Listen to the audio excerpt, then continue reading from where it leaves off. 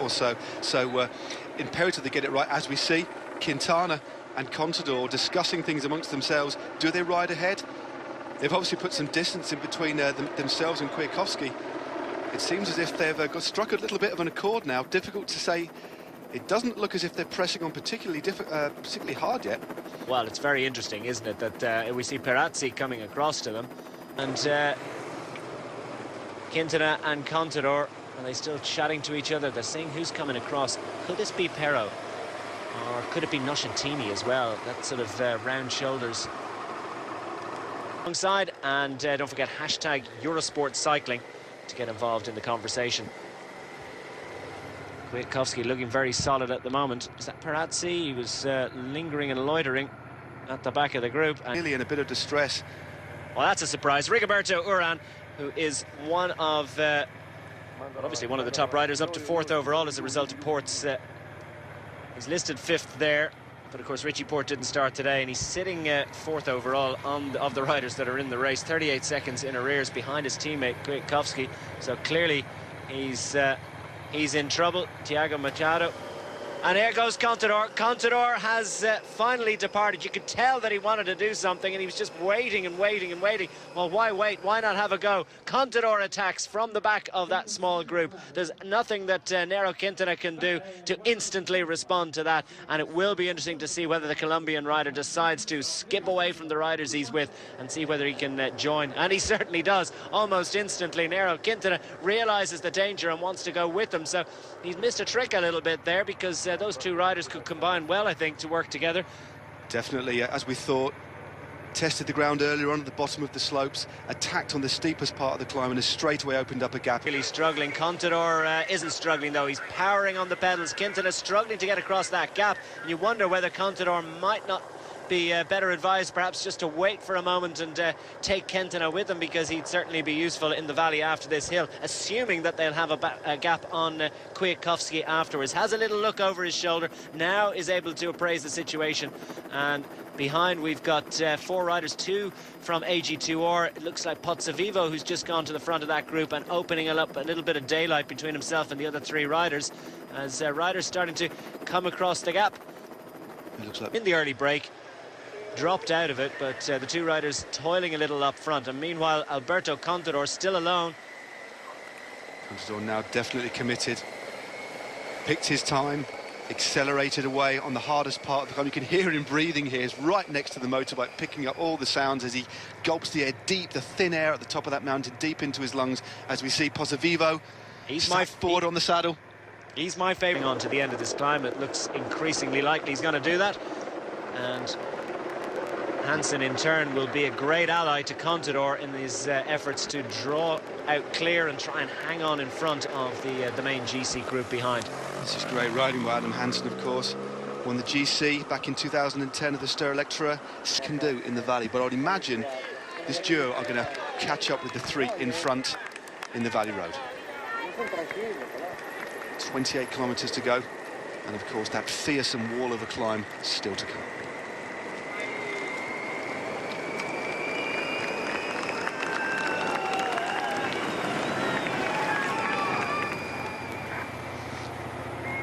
Inside the final 30 kilometres of this stage, Kwiatkowski is still on the mountain and struggling badly. His greatest rival in this race, Alberto Contador, is over the top. Former Grand Tour superstar. Well, he's still a Grand Tour superstar, but former Grand Tour winner. Multi-winner, and he's really pushing it on this descent, isn't he? He's shutting this gap down. It was 47 seconds about 2 kilometres ago, now 41 seconds. Not too sure if he's distanced Adam Hansen. I'm thinking of the Scottish football defender. They're getting confused. A Lyon in 2012, and Tour of Portugal 5th overall in GC in 2012 as well. So a very respected climber. Okay, this is the second chasing group. So these riders are behind Contador, but ahead of the Jersey Michał Kwiatkowski. And we just saw Contador looking over his shoulder. So it'd be nice to get a time gap back to these riders to get some indication about whether they're closing things down. Contador is certainly closing to the 3 riders up front, which is very impressive indeed. Their combined firepower. Determined to take as much time as he can out of the chasing group. He knows Kwiatkowski is possibly a spent force now. He'll have had that information relayed back from Bjarne Riis in the team car, and he'll also know the time gap between him and Nairo Quintana, who arguably is his main contender for that blue jersey. So all he's going to do now is keep riding, and I would suggest Contador is in the kind of form that he could happily ride on the front of this group all the way to on the front in the Canary, yellow and blue. Wow, what a virtuoso performance. This really is amazing. 5 riders behind, sharing the pace as best they can, and they are just no match for Alberto Contador. Remember, he's not just a great climber, he's also one of the, well, certainly one of the top GC time trialists in the world. As we head to the chasing group. Oh, the body language not good in here, is it? As Pero motions to Pozzovivo. Pozzovivo on the front of the group taking a drink, so there's nothing like the same impetus in this group. So it looks like they have in mind to race for second place. Have they handed it over to Alberto Contador, or will they continue to push on? Now we're on the climb, inside the final 3 kilometres. There's about 5% gradient as they head up to that final wall, 610 metres on the Muro. That's the really vicious part. Then there's a short little descent of about 500 metres, and then another 9-10% ramp up to the finish of another 125 metres or so. So the main wall doesn't, there is a little bit of respite after that before they actually get to the last little ramp up. And there we have the crowds waiting on the climb. As King pulls out of the line. Is it to look at the other two, or just to say, well, that's me, I'm cracked, I'm cooked, and just not to make it too difficult for Geschke and Hansen, as Pozzovivo's on the front of the group behind. And, well, would you believe it? King has attacked. Fantastic attack. I thought he was pulling out to drop out, but completely contrary to what I said. But what a brave move by Benjamin King, the former national road race champion of the United States of America. Well, that's incredible, and fair play to Benjamin King. We've got completely, well, I did anyway, got completely the wrong end of the stick there. I thought he was ready to crack, but Ben King had a little bit of strength in the legs and has decided to open up a gap before they come to the Muro, which is probably a pretty good idea. If you've got any little bit of a bit of energy left in the legs, well, you'd want to at least carry some sort of an advantage, and that it means that little bit of impetus has flattens before it kicks up again in a minute to open up a bit of a gap. But Contador not panicking at all. He doesn't need to. He's just riding at his own pace, and we'll see if he manages to make the junction back to King. But yeah, a very, very brave move from the young American. So Alberto Contador just focusing on his own effort, as Ben King is the first rider in this 5th stage of Tirreno Adriatico to arrive on the Muro di Guardia Grelle, but he has a very narrow advantage over Alberto Contador, and as he almost grinds to a halt on the lower slopes of this wall, Alberto Contador finds the gear he needs and then revs it just that little bit higher and opens up a little bit, well, a wheel length's advantage over Geschke, who sits down, and that could be him gone. Looked like Geschke was nearly taken out by a motorbike there. That was very close, but Geschke's doing a very, very good ride. But there's a little bit of daylight now. Contador tacking across the road, trying to sort of slice a little bit out of that gradient, which is ridiculously steep. At its steepest, it's 30%. Ben King. He's closed the gap to Ben King, so Ben King has been neutralised. Alberto Contador very shortly will move into the lead of this stage as the riders are weaving around the road, and they need all the room they can get, so let's hope the spectators give them the room they need. Geschke has gone for a slightly different oscillating pattern up this hill, as 3 riders are still pretty much joined. There's very little between them, but Geschke just starting to lose that tiny bit of daylight between himself and Alberto Contador.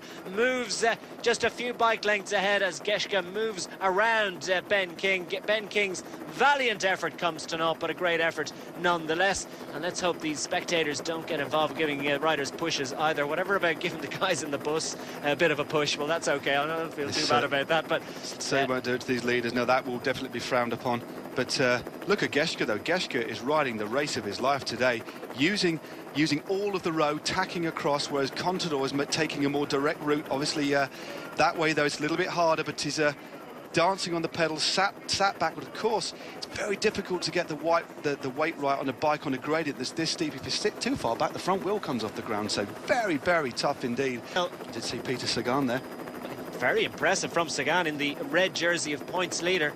Sagan tailed off significantly yesterday, and it looks as if the 5 riders up front, the reason they weren't doing much is because, well, they realized that there was a group coming from behind. The question is, where is Kwiatkowski? Well, he's pretty much out of contention, dropped by that big group that is joined up with the 5 riders chasing Alberto Contador and Geschke We're chasing inside the final kilometre now of this fifth stage of Tirreno Adriatico, and it's going to be a longer final kilometre than we're used to seeing. And I tell you what, I think Geschke could well be closing up. I think he could well be getting back to Alberto Contador. Has Alberto Contador shot his bolt? Is there still more drama left in this stage? Chris Horner moves past the camera in contention, but these riders are still on the lower slopes of this wall. And Geschke's back to Alberto Contador, and that is a fighting performance indeed from the 28-year-old German. Fantastic ride by Geschke there. The gradient now actually kicks up even worse. This is where on this bend it gets up to a ridiculous 30%, so 1 in 3.